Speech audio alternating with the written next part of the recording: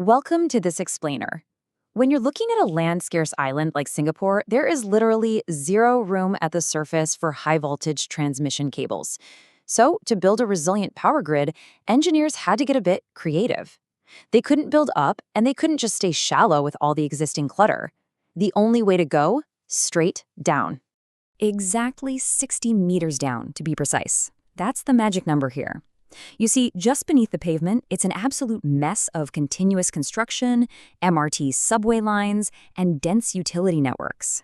To bypass all that underground traffic, they just bypassed it entirely and dropped the transmission backbone a whopping 60 meters underground. What you end up with is this massive cross-island tunnel stretching for 40 kilometers. And at 60 meters deep, well, to put that into perspective, you're looking at a drop equivalent to a 20-story building straight into the earth. But honestly, the real headline for me is the 120-year design lifespan. This isn't just some quick cost-saving trench, It's a deliberate, massive resilience decision. Think of it like a dedicated subway system, but instead of moving commuters, it's moving raw megawatts, kept safely out of reach of any surface disruptions for over a century. All right, so once we're actually inside that massive tunnel, the engineering focus completely shifts to the cables themselves. And the absolute most critical design choice here, it boils down to the insulation technology. Specifically, oil-filled paper versus solid dielectric XLPE.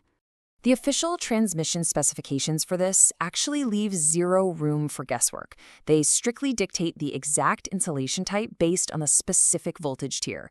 It's a hard split. For the massive 400 and 230 kilovolt extra high voltage lines, the standard mandates oil-filled insulated paper.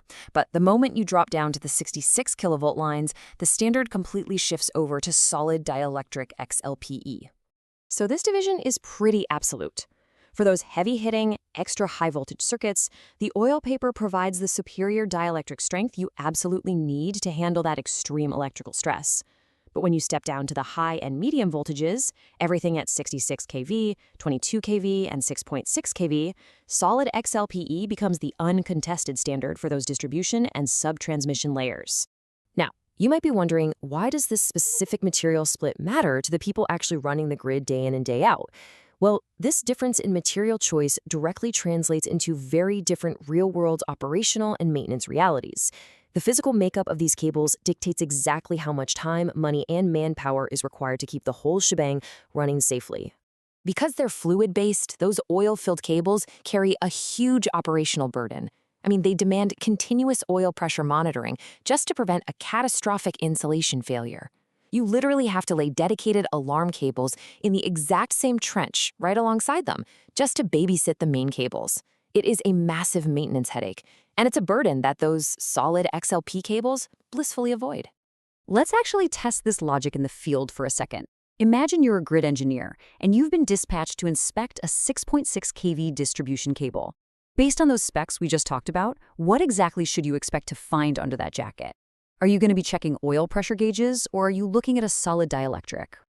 If you guessed XLPE, you hit the nail on the head. Oil-filled insulation is strictly 100% reserved for those heavy-hitting 400 and 230 kV extra high voltage tiers.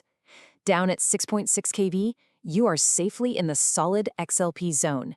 No oil tanks to check, no leak alarms to worry about. Okay, let's tie all of this together.